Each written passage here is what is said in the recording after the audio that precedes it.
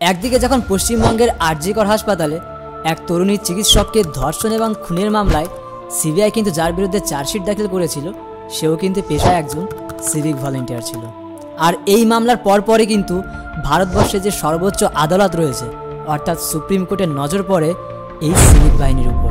আর তার সাথে সাথেই সুপ্রিম কোর্ট কিন্তু অনেকগুলো নির্দেশ জারি করে দেয় এই সিভিক বাহিনীর জন্য। আর ঠিক একই সময় হুগলির বলাগড়ের এক সিভিক ভলেন্টিয়ার হেরালাল সরকারকে কিন্তু সংবর্ধনা জানানো হয় সাহিত্য সভার পক্ষ থেকে। কিন্তু কেন জানেন? তাহলে চলুন আজকের এই ভিডিওতে আমরা সেটাই জেনে নিই। হীরালাল সরকার তিনি কিন্তু পেশায় ছিলেন একজন সিভিক ভলেন্টিয়ার তো বটেই, কিন্তু তার পাশাপাশি তার কিন্তু আরও একটা পরিচয় আছে, সেটা হলো হীরা মাস্টার। হ্যাঁ, ঠিকই শুনেছেন, হীরা মাস্টার। আর তাকে এই হীরা মাস্টার উপাধি এই জন্য দেওয়া হয়েছে, তিনি তো সিভিক ভলেন্টিয়ার ছিলেন, তার পাশাপাশি তিনি কিন্তু রাস্তার ধারে একটা চালার ঘরে অনেক খুদে খুদে পড়ুয়াদেরকে শিক্ষা প্রদান করতেন। শুধু তাই নয়, তার পাশাপাশি সেই সমস্ত খুদে খুদে পড়ুয়াদেরকে কিন্তু তিনি স্কুলেও পাঠানোর ব্যবস্থা করতেন। হীরালাল সরকার ছিলেন হুগলি বলাগড় ব্লকের স্থানীয় বাসিন্দা। তিনি কিন্তু 2011 সাল থেকে এই সিভিক ভলেন্টিয়ারের দায়িত্ব পালন করে আসছেন এবং গত 4 বছর ধরে তিনি হুগলি বলাগড় থানার নাটাগড় এলাকার ট্রাফিক কন্ট্রোলের দায়িত্বে ছিলেন। তার এমন কাজে চিন্তা আসে ঠিক এখান থেকে। সেখানকার যে স্থানীয় বাসিন্দারা ছিলেন তারা কিন্তু অত্যন্ত দরিদ্র ছিলেন এবং ছিলেন কিন্তু আদিবাসী সম্প্রদায়।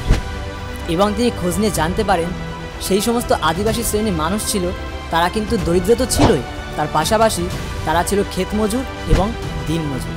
এবং তাদের যে ছেলে মেয়ে ছিল তারা কিন্তু এইভাবে দিনের পর দিন বাড়িতে পড়ে থাকতো, তারা স্কুলেও যেত না এবং পড়াশোনাও করতো না। আর যেহেতু তারা ছিল অত্যন্ত দরিদ্র, তাই কিন্তু বাড়িতে গৃহশিক্ষক রাখার মতনও সামর্থ্য তাদের ছিল না।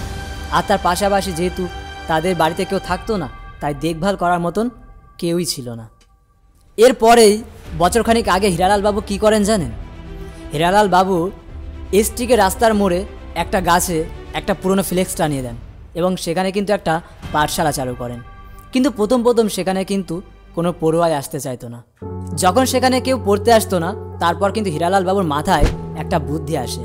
তিনি কিন্তু চকলেট, খাতা, পেন, রাবার এইসব দিয়ে সেই সমস্ত বাচ্চাদের সাথে কিন্তু একটা বন্ধুত্ব তৈরি করে নেন এবং তারপরে কিন্তু আস্তে আস্তে সেখানে পড়ুয়ারা পড়তে আসতে শুরু করে। আর তারপরেই সেখানকার যে স্থানীয় বাসিন্দারা ছিল তাদের সাহায্য নিয়ে সেখানে কিন্তু একটা পাটকাঠির একটা মাচা তৈরি করেন এবং সেখানে কিন্তু আস্তে আস্তে পড়ুয়ারা আসতে শুরু করে আর পড়াশোনা সেখানে শুরু হতে থাকে।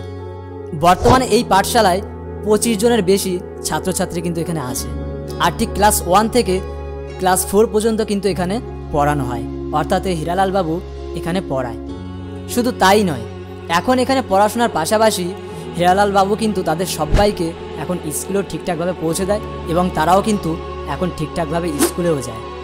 আর সাথে সাথে হীরালাল বাবুর যে ডিউটি অর্থাৎ সিভিক ভলেন্টিয়ার, সেই ডিউটিও কিন্তু তিনি মন দিয়ে করছেন। এরপরে কিন্তু হীরালাল বাবুকে সম্মান জানানো হয় সাহিত্য সভার পক্ষ থেকে তার মানবতাবাদী এবং এই সমাজসেবা কাজের জন্য। তার সাথে সাথে তার হাতে তুলে দেওয়া হয় অনেক বই, খাতা, পেন্সিল, রাবার, চকলেট, লজেস, বিস্কুট ইত্যাদি, এবং আরও জানানো হয় যে ভবিষ্যতে এই সাহিত্য সভা তার সাথে থাকবে। এই হীরালাল বাবুকে সংবর্ধনা জানানো হয়েছে শুনে খুশি হয় তারই থানার ওসি রাজকিরণ মুখোপাধ্যায়, এবং তিনি আরও জানান যে অনেকেই যেটা করতে পারেনি সেটা কিন্তু এই হীরালাল বাবু করে দেখিয়েছেন। এ বিষয়ে গ্রামীণ পুলিশ সুপার কামানশিস সেন বলেন যে তার এই কাজ অর্থাৎ হীরালাল বাবুর এই কাজ আমাদেরকে আরও ভীষণভাবে যেন অনুপ্রাণিত করে। কিন্তু যদিও এ বিষয়ে হীরালাল বাবু জানায়, আমি চেয়েছি এই ছোট ছোট ছেলেমেয়েগুলো যেন তারা ন্যূনতম শিক্ষা পাক, এবং এখন তো সরকার অনেক রকম সুযোগ সুবিধা দিচ্ছে এই পড়াশোনার জন্যে। আমি চাই যে তারা যেন আরও ভালোভাবে পড়াশোনা করুক এবং মানুষের মতো মানুষ হোক, এবং এটাও জানায় যে ভবিষ্যতে আমি চেষ্টা করব তারা যেন এরকম সুযোগ সুবিধা সরকার থেকে পেতে পারে। তো এরকম আর কজন মানুষ আছে যারা আমাদের সমাজের কথা ভাবে? কারণ এখনকার যুগে কেউ কিন্তু কারোর কথা মনেই রাখে না এবং ভাবেও না। তো এইরকম ভিডিও যদি আপনাদের ভালো লেগে থাকে তাহলে কিন্তু অবশ্যই like, comment, share and subscribe করবেন এবং পাশে থাকবেন।